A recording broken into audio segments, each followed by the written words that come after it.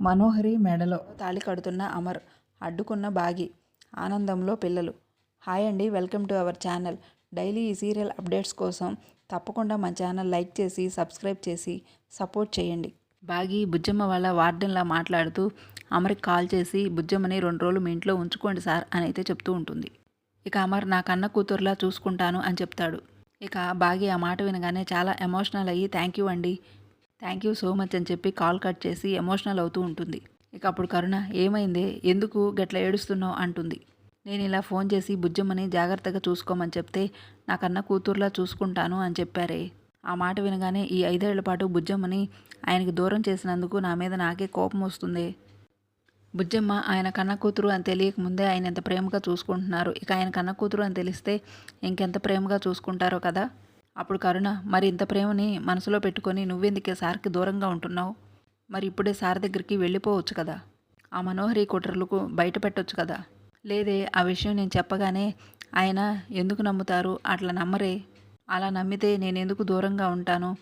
ఆయనకి ఏదైనా సరే సాక్ష్యాలు చూపించాలి. పైగా ఆ మనోహరి అరుంధతి అక్క బెస్ట్ ఫ్రెండు. అలా బెస్ట్ ఫ్రెండ్లా నటిస్తూ ఇంట్లోకి వచ్చి చేరింది. ఆరు అక్క చనిపోయే వరకు కూడా ఆ మనోహర్ని ఎంతగానో నమ్మింది. ఆ మనోహరి బాధ్యతని ఆయనకు అప్పగించింది. అందుకనే ఆ మనోహర్ని ఏ రోజు కూడా అనుమానించలేదు. ఆ మనోహరి కుట్రల గురించి కూడా తెలుసుకోలేదు. సరైన సాక్ష్యం తెలిసిన రోజున ఆ మనోహరి నిజస్వరూపాన్ని నేను ఖచ్చితంగా బయట పెడతాను అంటుంది బాగి. త్వరలోనే ఆ మనోహర్ని ఇంటి నుంచి శాశ్వతంగా గెంటేస్తాను. ఇక ఇంకోవైపు మృత్యుంజయ హోమం ఉండడంతో రాథోడ్ మనోహరి ఇద్దరు కూడా సామాన్లు తీసుకోవటానికి బజార్కైతే వెళ్తారు. ఇక అక్కడ జ్యువెలరీ షాప్ కనపడటంతో రాథోడ్ నువ్వు ఇక్కడ కూరగాయలు తీసుకో, నాకు గోల్డ్ షాప్లో కొంచెం పని ఉందని చెప్పి మనోహరి అయితే గోల్డ్ షాప్కి వస్తుంది. ఇక మనోహరి అక్కడికి వెళ్ళిన తర్వాత లేటెస్ట్ మంగళసూత్రాలు చూపించండి అని అంటుంది. ఇక షాపు వాళ్ళైతే కొన్ని మంగళసూత్రాల మోడల్స్ని మనోహరి ముందు ఉంచుతారు.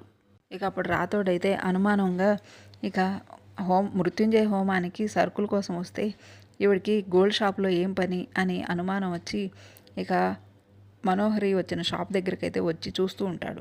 ఇక రాథోడ్ అయితే దొంగచాటుగా మనోహర్ని గమనిస్తూ ఉండటంతో ఇక మనోహరి అయితే మంగళసూత్రాలు చూస్తూ ఉంటుంది. ఇక అది చూసిన రాథోడ్, అదేంటి ఈ మనోహరి మంగళసూత్రాలు ఎందుకు ఉంటుంది? ఒకవేళ హోమంలో తను ఏదైనా కుట్ర చేయబోతుందా అని చెప్పి ఆలోచిస్తూ కంగారు పడిపోతూ ఉంటాడు. ఈ మనోహరి ఏదన్నా ప్లాన్ చేసి అమర్ సార్ చేత తాళి కట్టించుకోబోతుందా అని ఆలోచిస్తుంటాడు. వెంటనే ఈ విషయం మిస్సమ్మకి చెప్పాలని చెప్పి మిస్సమ్మకి అయితే ఫోన్ చేస్తాడు. మిస్సమ్మ, అర్జెంటుగా నీకు ఒక విషయం చెప్పాలి. పిల్లలకి మంచి జరగాలని అమర్ సార్తో చెప్పి మృత్యుంజయ హోమం కోసం ఒప్పించింది కదా, ఆ సామాన్లు కొనటానికని ఇద్దరం మార్కెట్కి వచ్చాం. ఇక్కడ నన్ను కూరగాయలు తీసుకోమని చెప్పి ఆ మనోహరి మాత్రం జ్యువెలరీ షాప్లో మంగళసూత్రం కొంటుంది అని అయితే చెప్తూ ఉంటాడు. ఇంత సడన్గా ఆ మనోహరి మంగళసూత్రాలు ఎందుకు కొంటుందో అర్థం కావట్లేదు. ఒకవేళ సార్తో తాళి కట్టించుకుంటుందేమో మిస్సమ్మ అని అయితే చెప్తూ ఉంటాడు. నాకు భయంగా ఉంది అని అనగానే నువ్వేం కంగారు పడకు రాథోడ్, గుడిలో జరగబోయే హోమానికి నేను కూడా వస్తాను. అక్కడ ఏదైనా ప్లాన్ చేసి నిజంగా ఆయనతోని తాళి కట్టించుకోవాలని చూస్తే ఎట్టి పరిస్థితుల్లోనూ నేను ఊరుకోను. ఆ మనోహరి అంతు చూసైనా ఆ పెళ్ళి ఆపేస్తాను. ఇక ఆ మాట వినగానే ఇప్పుడే నా మనసు కాస్త కుదుటపడింది మిస్సమ్మ అని అయితే ఇక రాథోడ్ అంటాడు. ఆ మనోహరి ఏం చేస్తుందో ఏంటోనని ఇప్పటి వరకు టెన్షన్తో చచ్చిపోయాను. ఇక అప్పుడు మిస్సమ్మ అయితే అలాగే ఆ మనోహర్ని అబ్జర్వ్ చేస్తూ ఉండు రాథోడ్, ఇంకా ఏమేం చేస్తుందో తెలుసుకొని మన జాగ్రత్తలో మనం ఉందామని అయితే చెప్తూ ఉంటుంది.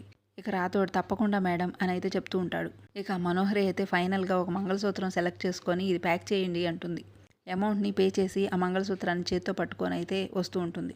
ఇక ఆ మంగళసూత్రం చూస్తూ సిగ్గుపడుతూ, అమర్, దీన్ని నేను నీ చేత నా మెడలో కట్టించుకుంటాను. మొత్తానికి ఇన్నేళ్లకు నా కళ నెరవేరబోతుంది. ఇక అలా మురిసిపోతూ ఆ షాప్లో నుంచి అయితే బయటకు పడుతుంది. ఇక అప్పుడు బయటికి రాగానే రాథోడ్ ఇలా అడుగుతూ ఉంటాడు, ఎప్పుడూ లేనిది ఇప్పుడు జ్యువెలరీ షాప్కి వెళ్ళారేంటి? ఇంత అర్జెంటుగా తీసుకోవాల్సిన ఏమున్నాయని రాథోడ్ అయితే అడుగుతూ ఉంటాడు. ఇక అప్పుడు మనోహరి, కొంపదీసి వీడు నేను మంగళసూత్రం కొనడం చూసేశాడా ఏంటి? ఇక ఆ మనోహరి కంగారు పడిపోతూ, ఏం లేదు రాథోడ్, మొన్న ఈ మధ్య నా చైను తెగిపోయింది, అది రిపేర్కి ఇచ్చాను, దాని గురించి మాట్లాడదామని వచ్చాను, పద లేట్ అయిపోతుంది అని చెప్తుంది. మనం తీసుకోవాల్సిన సామాన్లు చాలా ఉన్నాయి అంటుంది. ఇక రాథోడ్ అయితే ఖచ్చితంగా నువ్వేదో ప్లాన్ చేయబోతున్నావని అర్థమవుతుంది. మా మిస్సమ్మ ఉండగా నీ ప్లాన్లేవి పారవులే అని మనసులో అనుకుంటూ ఉంటాడు రాథోడ్. రేపు హోమానికి మిస్సమ్మ కూడా వస్తుంది, అక్కడే నీ అంతు కూడా చూడబోతుంది. ఇక రాథోడ్ అయితే అలా మనసులో అనుకుంటూ ఉంటాడు. ఇక తర్వాత ఉదయం తెల్లవారగానే మృత్యుంజయ హోమం కోసం పిల్లలందరూ కూడా రెడీ అవుతూ ఉంటారు. ఇక ఆ పిల్లలు అందరూ బుజ్జమ్మ నువ్వు కూడా మాతో పాటు హోమానికి రావాలి అని చెప్తూ ఉంటారు. ఇక ఆరు పాపను కూడా అలా రెడీ చేస్తూ ఉంటారు. ఇక మనోహరి కూడా ఓ పక్క రెడీ అవుతూ చంబా నేను ఎలా ఉన్నాను అని అడుగుతూ ఉంటుంది. చూస్తూ ఉంటే కొంచెం ముదిరిపోయిన దానిలా అనిపిస్తున్నావు కానీ పెళ్లి కళ అయితే ఉట్టిపడుతుంది అని చెప్తూ ఉంటుంది. మరి ఏమనుకుంటున్నావు ఈ మనోహరి అంటే ఇన్నేళ్ళు అవుతున్నా కూడా నా అందం ఏమాత్రం తరగలేదు. నేను ఇన్ని సంవత్సరాలు నిరీక్షించింది నా అమర్ని పెళ్లి చేసుకోవడం కోసమే. నేను అనుకున్నట్టుగా అమరేంద్ర భార్యని కాబోతున్నాను. చూడు చంబా నేను చెప్పిందంతా గుర్తుంది కదా.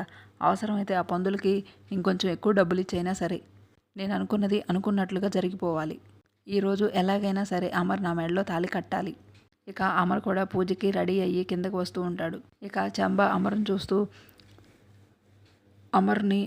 అమర్ అలా నడిచొస్తుంటే కొత్త పెళ్లి కడుకులా ఉన్నాడు అని చెప్పి మనోహరితో అయితే చెప్తూ ఉంటుంది.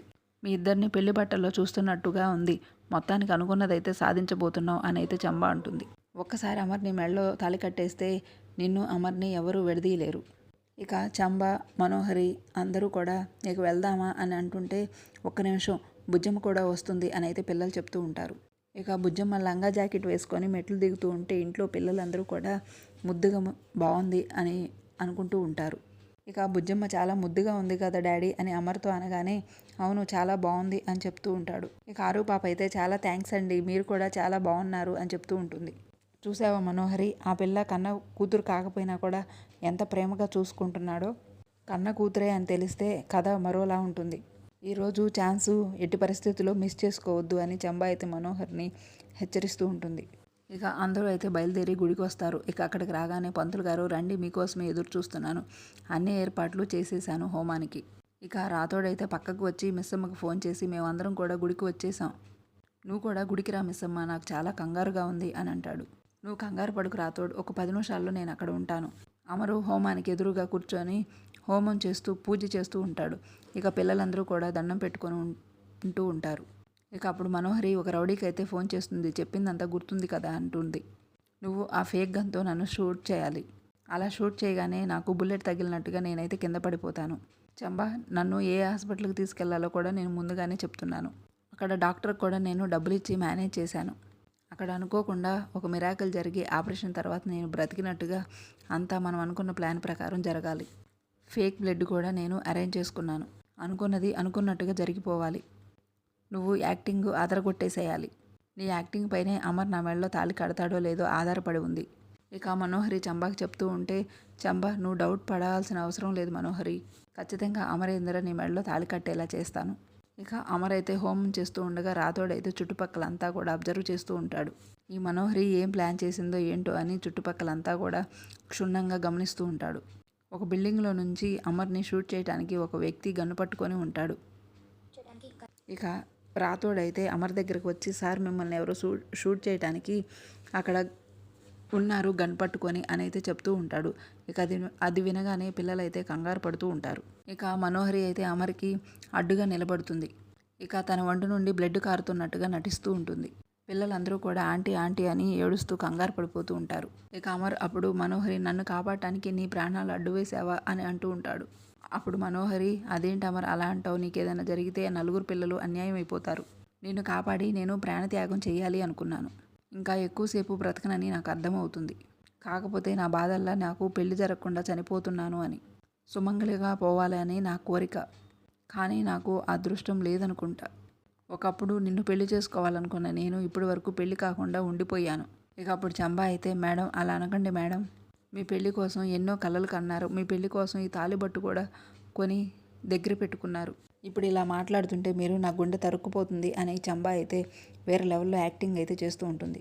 ఇక అప్పుడు చంబా సార్ ఆవిడ పెళ్లి కాకుండానే చనిపోతున్నానని చెప్పి చాలా బాధపడుతున్నారు. ఈ తాళిని ఆవిడ మెడలో కట్టి ఆవిడని మీరే పుణ్యస్త్రీగా పైకి సాగనంపండి అని అంటుంది. ఇక అమర్ అయితే ఆలోచిస్తూ ఉంటాడు. ఇక రాతోడు అమర్ని ఇబ్బంది పెట్టకు అని అంటూ ఉంటాడు. ఇక హాస్పిటల్కి వెళ్దామని అమర్ అంటుంటే లేదు అమర్ నేను ఇంకా ఎక్కువసేపు బ్రతకను. ఇక చంబా అయితే ఇంకా ఏమో ఆలోచిస్తున్నారు సార్ మేడం మెడలో తాళి కట్టండి. ఇక మనోహరి నిజంగా చనిపోతుందేమో అని చెప్పి తాళి కట్టబోతూ ఉంటాడు.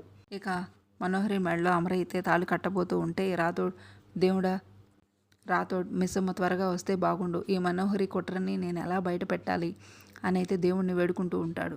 ఇక అలా అమర్ అయితే తాళి కట్టబోతూ ఉండగా ఇక అక్కడికి బాగి వస్తుంది. ఒక్క నిమిషం ఆగండి అని గట్టిగా అరుస్తూ ఉంటుంది.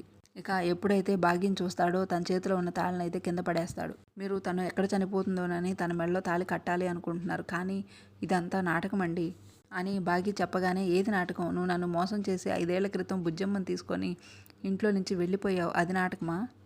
ఇక అప్పుడు భాగి, అయ్యో మీకు ఎలా చెప్తే అర్థమవుతుంది అని కరుణ వాడిని తీసుకురా అంటుంది. బిల్డింగ్ దగ్గర షూట్ చేయాలని ఉన్న వ్యక్తిని, అమర్ కోసం ఉన్న వ్యక్తిని అయితే కరుణ లాక్కొస్తుంది. భాగి అతన్ని 2 చెంపలు వాయిస్తూ, రేయ్ మర్యాదగా నువ్వు నిజం చెప్పరా, నువ్వు షూటర్వా అనగానే, ఇక సార్ నన్నేం చేయొద్దు, నిజం చెప్తాను అని అయితే, నన్ను క్షమించండి సార్, నేను షూటర్ని కాదు, అది రియల్ గన్ను కాదు. ఈ మనోహరి మేడం చెప్పినట్టుగానే నేను నటించాను. ఈ మనోహరి మేడం నాకు డబ్బులిచ్చి అలా నటించమన్నారు. ఇక అది వినగానే అమర్ అయితే ఒకసారిగా షాక్ అవుతాడు. ఇదంతా కూడా రియల్ బ్లడ్ అనుకుంటున్నారా? కాదు, ఫేక్ బ్లడ్. ఇది ఆవిడికి ఎటువంటి బుల్లెట్ కూడా తగలలేదు. ఇదంతా కూడా మిమ్మల్ని పెళ్లి చేసుకోవడానికి ఆడుతున్న నాటకము. ఇక భాగి అలా అమర్ ముందు నిజాలైతే బయట పెడుతూ ఉంటుంది. ఇక మనోహరి నిజస్వరూపం తెలుసుకొని అమర్ అయితే ఒక్కసారిగా షాక్ అవుతాడు. ఇంతలో అమర్ డాక్టర్ కాల్ చేయడంతో ఇక డాక్టర్ కూడా అక్కడికి వచ్చి ఈవిడికి ఏ గాయము తగలలేదు అని చెప్తూ ఉంటాడు. ఇక అది విన్న అమర్ అయితే మనోహరి చెంప పగలగొడతాడు. ఇక అప్పుడు భాగి, 5 ఏళ్ల క్రితం నేను ఇంట్లో నుంచి వెళ్ళిపోవడానికి కూడా ఈ మనోహరియే కారణం. ఇక అలా మనోహరి కుట్రలన్నీ కూడా భాగి అమర్ ముందు బయట పెడుతుంది. ఈరోజు ఎపిసోడ్ ఇది జరిగింది. రేపటి ఎపిసోడ్ కోసం మన ఛానల్ తప్పకుండా లైక్ చేసి సబ్స్క్రైబ్ చేసుకోండి. Thanks for watching.